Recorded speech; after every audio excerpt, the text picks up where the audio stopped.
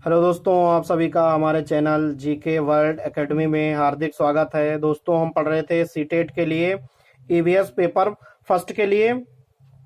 उसमें हमने जो है को इसके सिलेबस को जो है 12 अध्याय में डिवाइड किया था। उसमें से हम 6 अध्याय जो हैं कंप्लीट कर चुके हैं। आज जितने बचे हुए अध्याय हैं वो इस वीडियो में कंप्लीट रहेंगे। या वीडियो आपकी ईवीएस की कंप्लीट वीडियो रहेगी। जितना सिलेबस बचा है इस वीडियो में सारा कंप्लीट हो जाएगा। वीडियो थोड़ा बड़ा रहेगा।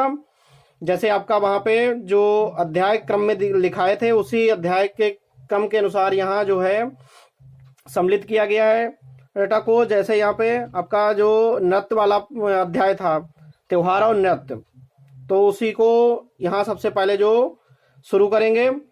यहाँ पे जैसे आपका चिराव नृत्य जो है वो मिजोरम में होता है। इसे जो चिराव नृत्य है इसे बांस नृत्य भी कहा जाता है। चिराव या बांस नृत्य मिजोरम का यह एक पारंपरिक नृत्य है। इसे मिजोरम के सबसे पुराने नृत्यों में से एक माना जाता है। और यह नृत्य 6 से 8 लोगों द्वारा एक बांस की एक जोड़ी पर दूसरी बांस की एक जोड़ी को क्षैतिज रूप में जमीन पर रखकर विशेष अवसरों पर, जैसे आपकी फसल की कटाई, जो फसल की अच्छी पैदावार के अवसर पर जो है मनाया जाता है। इसमें 2 जोड़ियां होती हैं। एक जोड़ी दूसरी जोड़ी के आमने सामने बैठती है और लेबद्ध तरीके से इसमें जो है तालियां बजाते हैं और बांस की डंडियों को जो है वो जमीन पे पीटते हैं, डांस करते हैं और गाते भी हैं। तो आपको ये याद रखना है, इसमें 2 जोड़ी होती हैं। और यह इसे चिराव नृत्य को बांस नृत्य भी कहा जाता है। यह आपका मिजोरम में मनाया जाता है। ये कुछ इंपॉर्टेंट फैक्ट हैं जिनको आपको याद रखना है। उसके बाद पोंगल त्योहार, जो पोंगल त्योहार है वो आपका तमिलनाडु में मनाया जाता है। यह जो त्योहार है ये भी आपका फसल जो है अच्छी होने पर मनाया जाता है। जैसे अगर इसकी पोंगल शब्द की बात करें तो यह जो आपका है वो तमिल के पोंगा के नाम पर रखा गया है, जिसका अर्थ होता है उबालना। अर्थात बर्तन में उबालते चावल की परंपरा के कारण इसे ओवर स्प्रिंग के भी कहा जाता है। और यह त्योहार जो है दक्षिण भारत का सबसे लोकप्रिय त्योहारों में से एक है।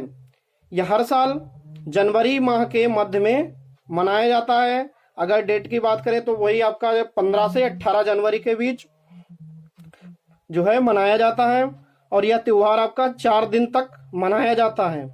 इसके चारों दिन को अलग अलग नामों से जाना जाता है। जैसे इसके पहले दिन को भोगी पोंगल, और दूसरे दिन को सूर्य पोंगल, तीसरे दिन को मट्टू पोंगल कहा जाता है और चौथे दिन को इसको कन्नुम पोंगल। ये चारों दिन जो हैं अलग अलग नामों से जाना जाता है इसे। ये आपको ये दिन भले ही ना याद रहे, लेकिन आपको ये याद रहना है कि 4 दिन तक ये मनाया जाता है। पोंगल त्योहार 4 दिन तक मनाया जाता है और यह सबसे दक्षिण भारत का जो है सबसे लोकप्रिय त्योहारों में से एक है और जनवरी माह में मनाया जाता है। जनवरी माह के मध्य में मनाया जाता है पोंगल त्योहार। उसके बाद यहाँ आपका जो बिहू दिया गया है, बिहू त्योहार, ये असम में मनाया जाता है। यह त्योहार भी फसल की कटाई पर असम में मनाया जाता है। बिहू का पर्व जो है साल में ये 3 बार मनाया जाता है। बिहू जो त्योहार है ये साल में 3 बार मनाया जाता है और इसको भी अलग अलग नामों से जाना जाता है। जैसे यहाँ पे आपका जो पोंगल था वो 4 दिन मनाया जाता था, अलग अलग नामों से जाना जाता था। यह साल में 3 बार मनाया जाता है। जैसे जनवरी में भोगाली या माह बिहू इसे कहा जाता है। अप्रैल में रोंगाली या बोहाग बिहू। अक्टूबर में कोंगाली या काटी बिहू के नाम से जाना जाता है। ये इतना नहीं इम्पोर्टेंट, लेकिन ये आपको याद रखना है फैक्ट कि जो असम में जो बिहू त्योहार है वो आपके साल में 3 बार मनाया जाता है, जनवरी माह में, अप्रैल माह में और अक्टूबर माह में। इस दिन जो पुरुष लोग होते हैं जैसे वो आपके धोती और गमोसा पहनते हैं। और महिलाओं की अगर बात करें तो जो लाल किनारी वाली सुंदर बेज रंग की जो साड़ी होती है, जिसे मेखला चादर के भी कहा जाता है, ये पहनते हैं और जो है काफी हर्षोल्लास के साथ यह मनाया जाता है। इसमें जो है इंद्र देव की पूजा की जाती है। और जो आपका अगर खाने की बात करें तो इसमें जो है सेवा चावल रात में कढ़ाई में केले के पत्ते से ढककर जो है बनाया जाता है। और इसमें इंद्रदेव की पूजा होती है।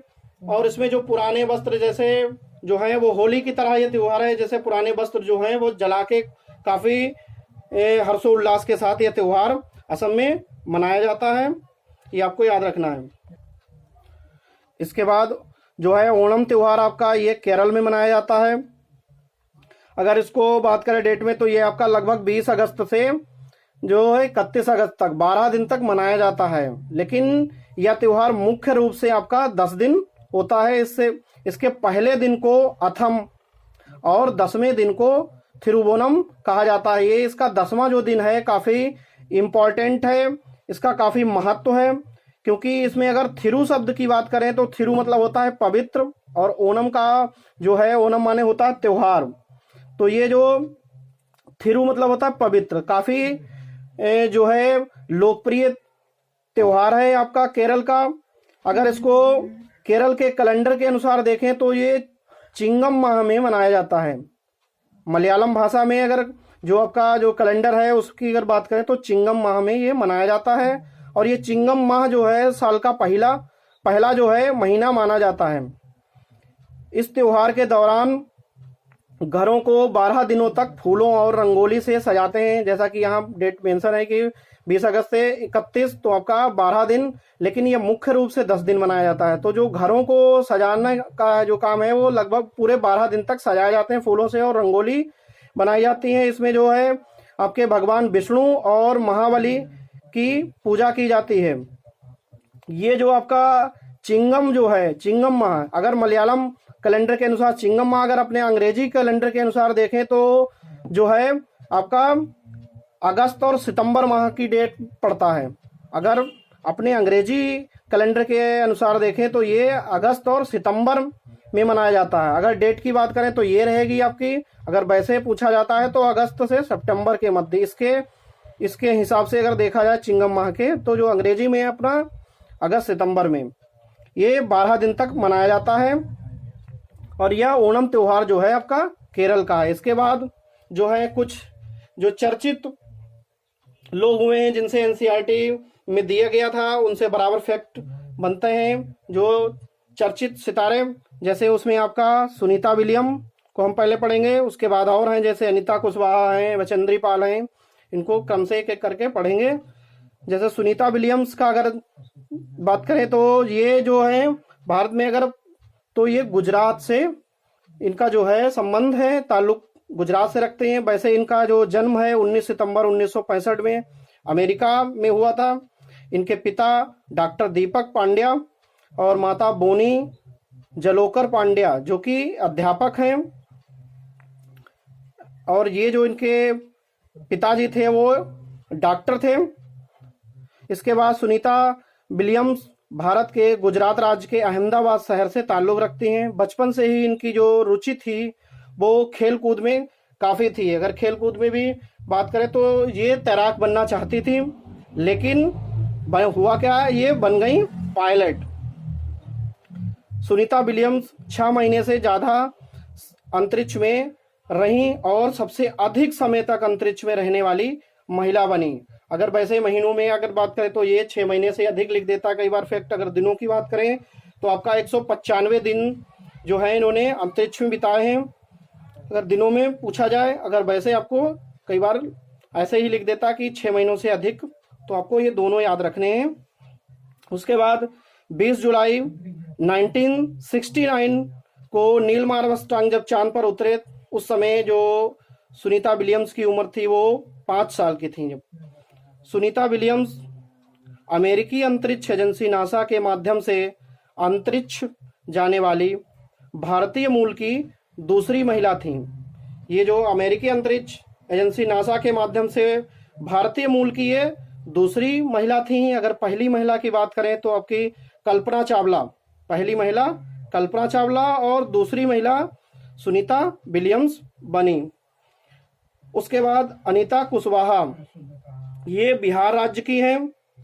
और बिहार में भी अगर बात करें तो आपका जो मुजफ्फरपुर जिला है उसके बोचहा गांव में रहने वाली हैं। साथ में जो है उनके साथ में उनके माता पिता और 2 छोटे भाई भी रहते थे।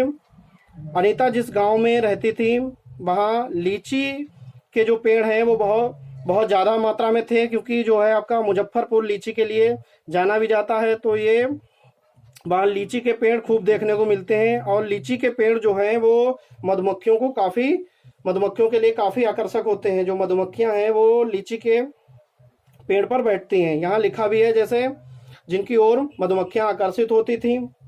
लीची के फूल फरवरी में खिलते हैं और मधुमक्खियाँ फूलों पर मंडराती हैं। और ये अक्टूबर से दिसंबर के बीच में जो है अंडे देती हैं। जो मधुमक्खियां हैं वो उनके अंडे देने का जो समय है वो अक्टूबर से दिसंबर के बीच अच्छा माना जाता है। मधुमक्खी के जो पालन को जो है एपीकल्चर कहा जाता है। और ये अनीता कुशवाहा के बारे में एनसीईआरटी में फैक्ट में भी लिखा है कि ये बचपन से यहाँ रहती थी, वहाँ पे जो है लीची के पेड़ ज़्यादा होते थे। तो इनके मन में जो है आया कि वहाँ से जो है मधुमक्खियों के जो पालन का जो करने का जो श्रेय आया वहीं से इन्हें मिला, क्योंकि जो मधुमक्खियां हैं वो लीची के पेड़ पे बैठती थी। तो एक दिन इनके मन में विचार आया कि क्यों ना हम मधुमक्खी पालन को जो है शुरू करते हैं। तो ये जो है जो स्कूल में इनके जो इन्होंने बाद में मधुमक्खी पालन का एक कोर्स किया। जब इनका कोर्स कंप्लीट हो गया तो इन्होंने जो है मधुमक्खी पालन किया। और ये जो है जो भी लोग मधुमक्खी पालन करते थे उनको ये जो है अच्छा उनको दामों पर शहद की कीमत को अच्छा दिलवा पाएं, ये इनका जो है उद्देश्य था। ये होलसेलर बनना चाहती थी। ये सारे फैक्ट उसमें एनसीईआरटी में आपके लिखे हुए हैं। इसके लिए उन्होंने जो है मधुमक्खी पालन का कार्य शुरू किया। इसके बाद हम पढ़ेंगे सूर्यमणि, जो कि झारखंड से संबंध रखती हैं। सूर्यमणि झारखंड के कुड़ुक आदिवासी समाज से संबंध रखती हैं। इनके पिता की छोटी सी खेती थी और इनका पूरा परिवार पास के जंगल से जड़ी बूटी इकट्ठा करके बाजार में बेचता था। इनकी माँ बांस से टोकरियां बुनकर और पत्तों से जो पत्तल बनाए जाते हैं उनको बनाकर बाजार में बेचती थी। बिशनपुर गांव में एक छोटा सा स्कूल था जहां से इन्होंने पढ़ाई की और उसके बाद कॉलेज से बीए किया। सूर्यमणि बासवी दीदी और कई लोगों की मदद से, जैसे कई लोगों में इनका जो सबसे प्रिय मित्र जिसका नाम है मिर्ची इनका खास दोस्त था, जो इनके हर समय इनके साथ में रहता था।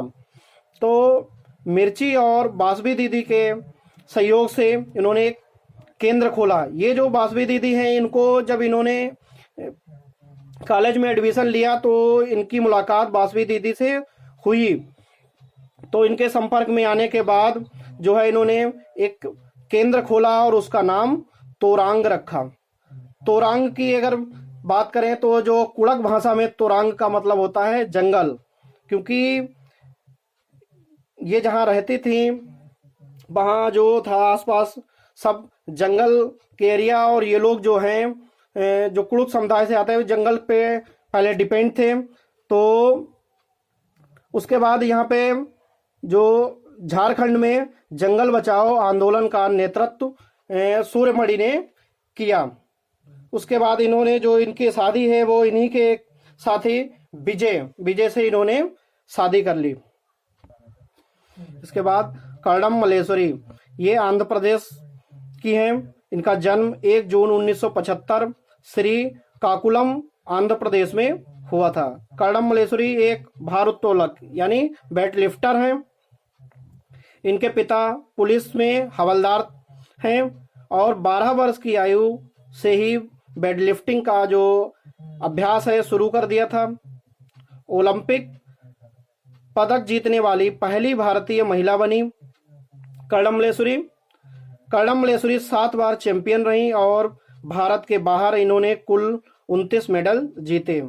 इनकी जो 4 और जो बहनें हैं वो भी वेट लिफ्टिंग का काम करती हैं। तो ये इंपॉर्टेंट कुछ फैक्ट जो एनसीईआरटी में आपके दिए हुए थे उनको यहाँ पे सम्मिलित किया गया है इनके विशेषताओं के तौर पे। कर्णमलेश्वरी की, उसके बाद आपके lieutenant commander Waheeda prism Khan, इनका ये पूरा नाम है। ये जम्मू कश्मीर से संबंध रखती हैं। इनका जन्म की अगर बात करें तो 1972 राजौरी जिला के थन्ना मंडी गांव में हुआ था। कमांडर वहीदा प्रिज्म खान भारतीय नौसेना में एक डॉक्टर हैं जो भारतीय नौसेना में शामिल होने वाली जम्मू कश्मीर की पहली महिला थी। ये पहली महिला है जिन्होंने एक पूरी परेड की कमान संभाली। और यह जो परेड है वो आपकी 2006 में सशस्त्र बल मेडिकल कॉलेज पुणे में वार्षिक परेड के दौरान इन्होंने यह कमान संभाली थी। इसके बाद बचेंद्री पाल जो कि उत्तराखंड से संबंधित हैं। इनका जन्म 24 मई 1949 में चमोली जिले के बम्पा गांव में हुआ था। ये 12 वर्ष की उम्र में इन्होंने 4000 मीटर ऊंची चोटी पर चढ़ाई की।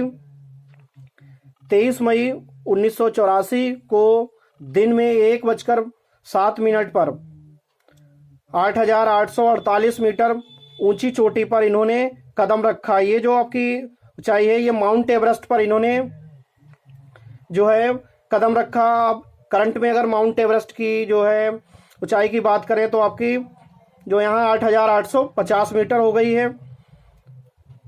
उसके बाद इन्होंने जो ट्रेनिंग है इन्होंने नेहरू इंस्टीट्यूट ऑफ माउंटेनियरिंग जो कि उत्तरकाशी में है, यहाँ से इन्होंने ट्रेनिंग ली। इनके जो गाइडर थे वो ब्रिगेडियर ज्ञान सिंह थे। यह भारत की पहली और विश्व की 5वीं महिला थी जिन्होंने माउंट एवरेस्ट की चढ़ाई की। नेपाल में जो है माउंट एवरेस्ट को सागर माता के नाम से जाना जाता है। ये भी इंपॉर्टेंट फैक्ट है, आपको याद रखना है कि नेपाल में माउंट एवरेस्ट को सागर माता के नाम से जाना जाता है। उसके बाद कुछ आंदोलन है, जैसे यहाँ पे चिपको आंदोलन है, एपिको आंदोलन, नर्मदा बचाओ आंदोलन। इनको हमने इनसे कई बार क्वेश्चन बने हैं तो यहाँ पे इनको भी हमने यहीं पे सम्मिलित कर लिया है। जैसे आपका चिपको आंदोलन की बात करें तो ये आपका उत्तराखंड में, अगर दशक की बात करें तो 1970 के दशक में ये हुआ था। यह आंदोलन जो है वो चंडी प्रसाद भट्ट और गौरा देवी ने शुरू किया था। यह आंदोलन चंडी प्रसाद भट्ट और गौरा देवी ने शुरू किया था, लेकिन इसका नेतृत्व जो है वो सुंदरलाल बहुगुणा ने किया था। यह आंदोलन 1973 में उत्तराखंड के चमोली जिले के गोपेश्वरम में जंगलों की अंधाधुंध और अवैध कटाई को रोकने के लिए शुरू किया गया था। यानी यह जो है वनों की कटाई को रोकने के लिए यह आंदोलन शुरू किया गया था। अगर दशक की बात करें तो आपका 1970 होगा। अगर सन की बात करें तो आपका ये एग्जैक्ट सन 1973 में हुआ था। कई बार दशक जैसे 1970 के दशक या 1980 के दशक, तो ये जो है अगर दशक में पूछा जाएगा तो 1970 के दशक में, अगर सन एग्जैक्ट सन पूछा जाता है तो आपका 1973 में जो उत्तराखंड के चमोली जिले में हुआ था। यह वनों की जो अंधाधुंध कटाई थी उसको रोकने के लिए किया गया था। उसके बाद जो आपका एपिको आंदोलन है ये आपका कर्नाटक में हुआ। इसका भी संबंध जो है पर्यावरण की जागरूकता के लिए था या पर्यावरण को रोकने के लिए किया गया था। कर्नाटक में, जैसे कर्नाटक के उत्तर कन्नड़ क्षेत्र में यह शुरू किया गया था और यह आंदोलन जो है आपका अगस्त 1983 में शुरू किया गया था। यह आंदोलन जो है आपका पांडुरंग हेगड़े के नेतृत्व में चलाया गया था। जो एपिको आंदोलन है वो आपका पांडुरंग हेगड़े के नेतृत्व में है और यहाँ जो चिपको आंदोलन है वो आपके सुंदरलाल बहुगुणा। लेकिन अगर स्टार्टिंग की बात की जाएगी तो आपका अगर स्टार्टिंग पे क्वेश्चन बनता है तो चंडी प्रसाद भट्ट और गौरा देवी ने शुरू किया था, लेकिन इसका जो नेतृत्व है, जो प्रमुख करता है वो सुंदरलाल बहुगुणा थे। ऐसे ही यहाँ एपिको आंदोलन में नेतृत्व जो है वो आपका पांडुरंग हेगड़े ने किया है। नर्मदा बचाओ आंदोलन, इस आंदोलन को NBA के नाम से भी जाना जाता है, नर्मदा बचाओ आंदोलन। से शॉर्ट में NBA आंदोलन भी कहा जाता है। नर्मदा बचाओ आंदोलन की शुरुआत की अगर बात करें तो 1985 से शुरू किया गया था। यह आंदोलन नर्मदा नदी पर बन रहे बांध निर्माण के विरोध में शुरू किया गया था। जो नर्मदा नदी है उस पर बांध निर्माण का कार्य चल रहा था, उसके विरोध में यह आंदोलन शुरू किया गया था। और ये अगर मुख्य रूप से इस आंदोलन ने जो है 1989 से इन्होंने जो है तेज रफ्तार पकड़ी। जैसे यहाँ जो मेधा पाटेकर हैं, इनके नेतृत्व में 1989 में, अगर शुरुआत की बात की जाएगी तो 1985 से इसकी शुरुआत हुई नर्मदा बचाओ आंदोलन, लेकिन 1989 से इसने एक अलग रूप ले लिया था, यहाँ से ज़्यादा जो है फेमस हुआ। तो ये आपको दोनों डेटें याद रखनी है, जैसा आपको क्वेश्चन पूछा जाए वैसा। अगर शुरुआत की बात करेंगे तो 1985 है, वैसे 1989 भी आपको याद रखना है। इसके जो प्रमुख नेतृत्व हैं बाबा आमटे और मेधा पाटकर और अरुंधति राय, और भी कई लोग इस नर्मदा बचाओ आंदोलन से जुड़े रहे हैं, लेकिन ये प्रमुख हैं, ये आपको याद रखना है। इसके बाद जो ब्रेल लिपि है, इससे भी कई बार क्वेश्चन आया है। इसके ब्रेल लिपि के अगर जनक की बात करें तो लुइस ब्रेल, जो कि फ्रांस के थे। इनका जन्म 4 जनवरी 1809 ईस्वी में फ्रांस के कुप्रे में हुआ था। ये लुइस ब्रेल, इसीलिए जो ब्रेल दिवस है वो 4 जनवरी को आपका मनाया जाता है, क्योंकि इनके जन्मदिन पे नेत्रहीन लोग ब्रेल लिपि द्वारा पढ़ते थे, क्योंकि ये 6 डॉट बिंदुओं पर आधारित है पद्धति। जैसे यहाँ पे लिखा है, इन्होंने 6 बिंदुओं का प्रयोग करके कुल 64 अक्षर व चिन्ह बनाए, जिनके माध्यम से जो नेत्रहीन लोग हैं वो उसको टच करके पढ़ते थे। ये उभरे हुए डाट होते हैं, बने होते हैं पेज पे, थोड़ा उभार के नुकीले टाइप उभार के बनाए जाते हैं, जिनको टच करके जो है पढ़ा जाता है। जो लोग नेत्रहीन लोग होते हैं उसको स्पर्श करके पढ़ते हैं। ब्रेल लिपि में गणित और विज्ञान के लिए सामान्य भाषा में कोड थे। जैसे उन्होंने कोड एक दिया, जैसे 1837 ये कोड था गणित और विज्ञान के लिए, सामान्य भाषा में कोड दिया।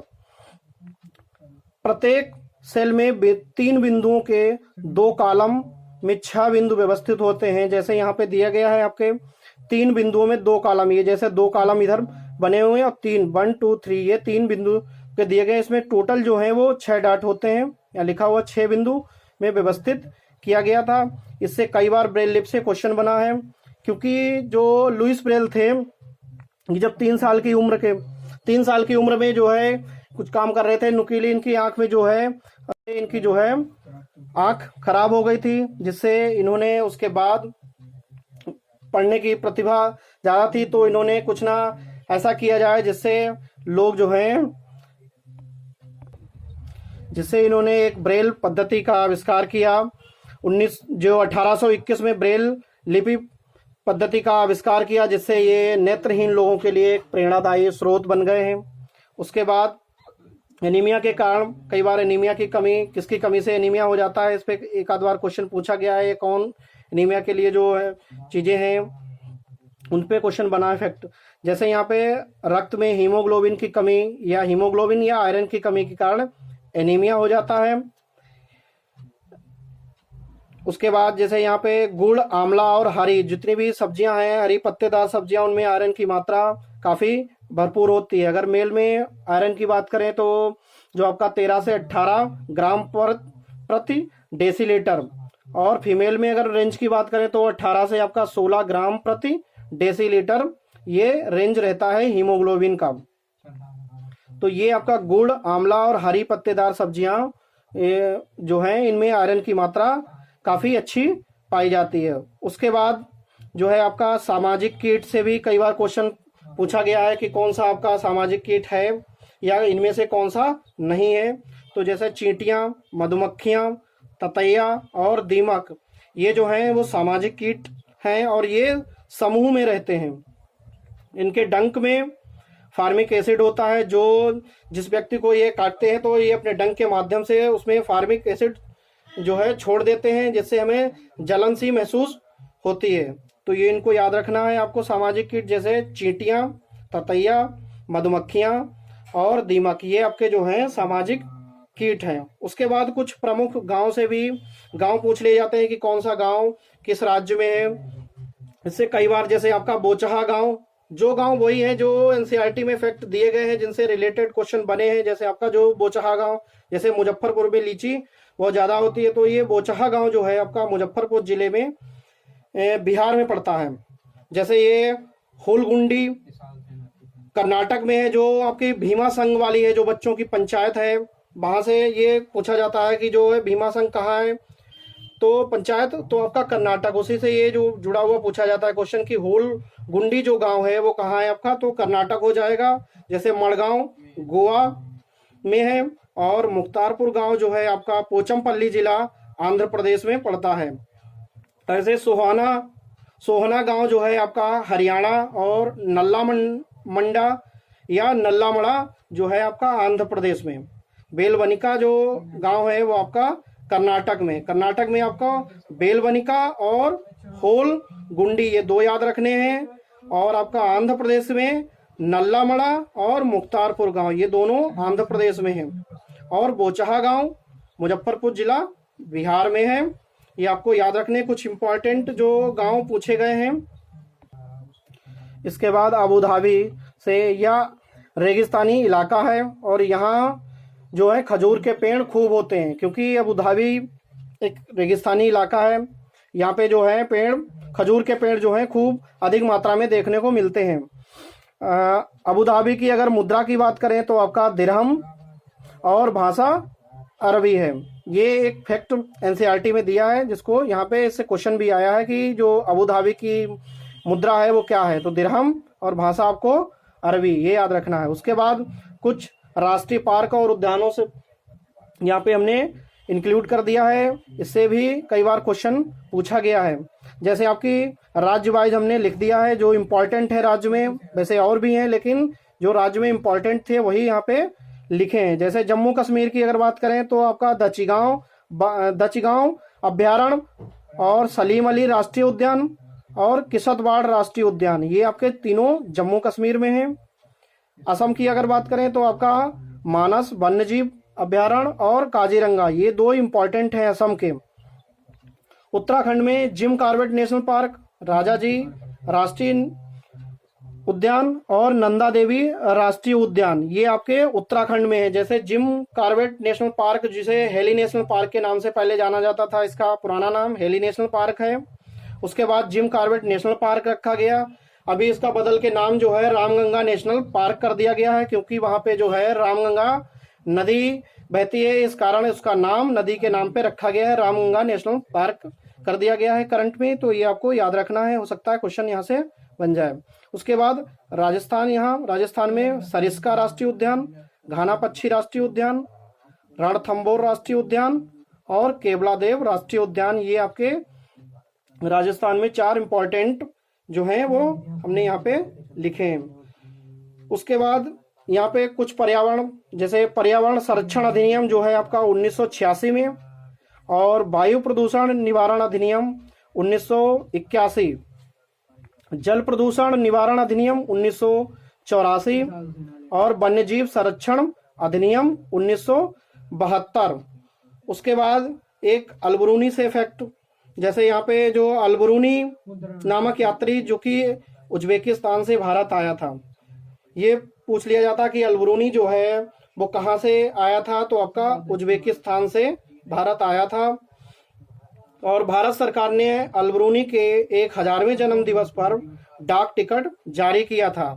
तो अलबरूनी उज्बेकिस्तान से आया था और भारत सरकार ने इसके 1000वें जन्म दिवस पर जो है डाक टिकट जारी किया था। ये वहाँ एनसीईआरटी में फैक्ट है। ये आपका जो है जो ईवीएस जो है वो आपकी लगभग कंप्लीट हो गई। जितना मोस्ट इम्पॉर्टेंट जितने फैक्ट थे उन्हीं को हमने मेंशन किया है। ये उसके बाद जो है आपका आप इससे 1-2 बार इसे वीडियो को देखिएगा और आप जो है प्रीवियस ईयर के क्वेश्चन लगाइए। अधिकांशतः उम्मीद है आपको यहीं से जो है क्वेश्चन देखने को मिलेंगे। तो आप सबसे रिक्वेस्ट है कि ज़्यादा से ज़्यादा चैनल को सब्सक्राइब करें, शेयर करें दोस्तों को, जिससे और भी लोगों को कम समय में अच्छा कंटेंट पढ़ने को मिले, कम समय में बस आपका रिवीजन हो जाए। यही हमारा उद्देश्य है कि जो है आप कम से कम समय में अपना रिवीजन कर लें, ताकि ये इम्पोर्टेंट इसमें जो फैक्ट हैं वही यहाँ पे इंक्लूड किए गए हैं। तो एक दो बार आप वीडियो देखिएगा। उम्मीद है आपको परीक्षा में निश्चित रूप से यहाँ से आपको जो है प्रश्न देखने को मिलेंगे।